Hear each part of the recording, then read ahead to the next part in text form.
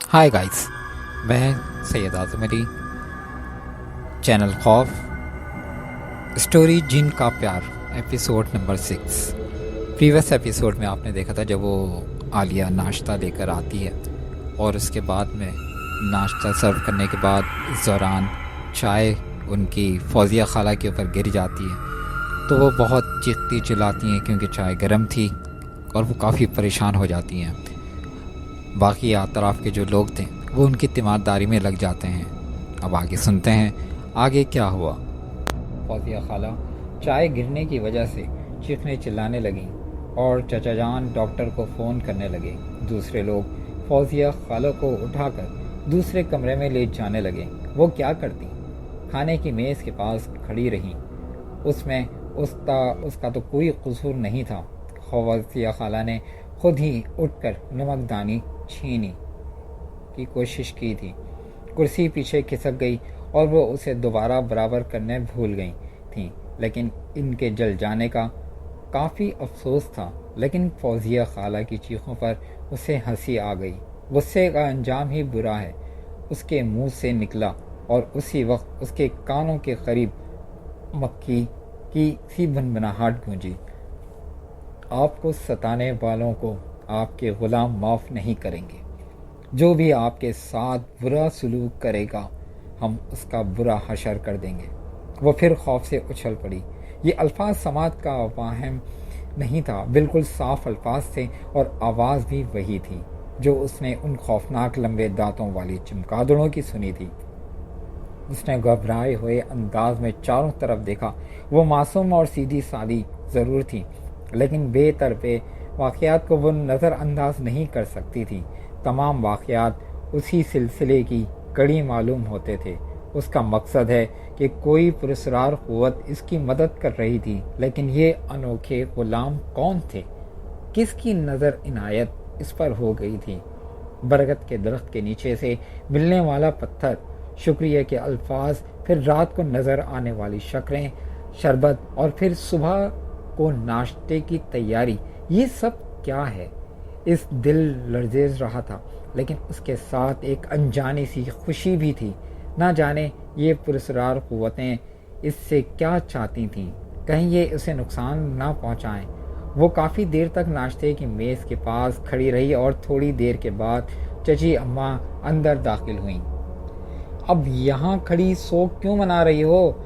जाओ खुशी से नाचो गाओ ऐश करो, तुम्हारी दिल मुराद पूरी हो गई।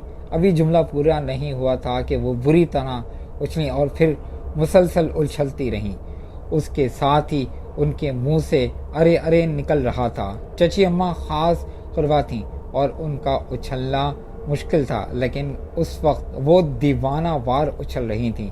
फिर उनके मुंह से निकला, अरे कमबख्त, देख देख तो सही मेरी कमीज़ में क्या घुस गया है।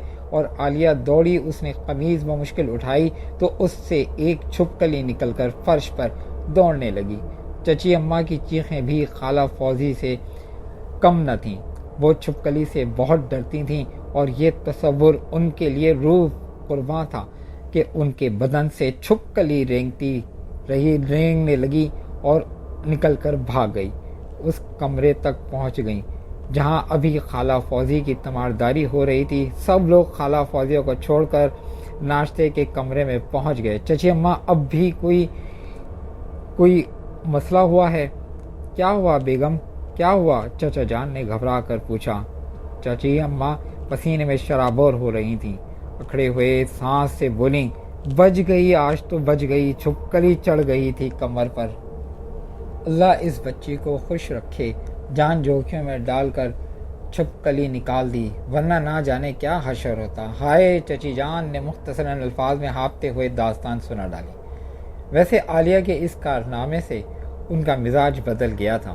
उनके नज़दीक ये बहुत बड़ी बात थी। चचा जान ने सुकून का सांस लिया। कोई ख़ास हादसा नहीं हुआ था। उन्होंने चची को संभाला और फिर उस कमरे में लिए जहां खाला फौजिया बिस्तर पर नीम मुर्दा पड़ी थी। आलिया की तरफ अभी भी किसी ने तवज्जो नहीं की थी। आलिया के होठों पर एक मुस्कुराहट उभर आई।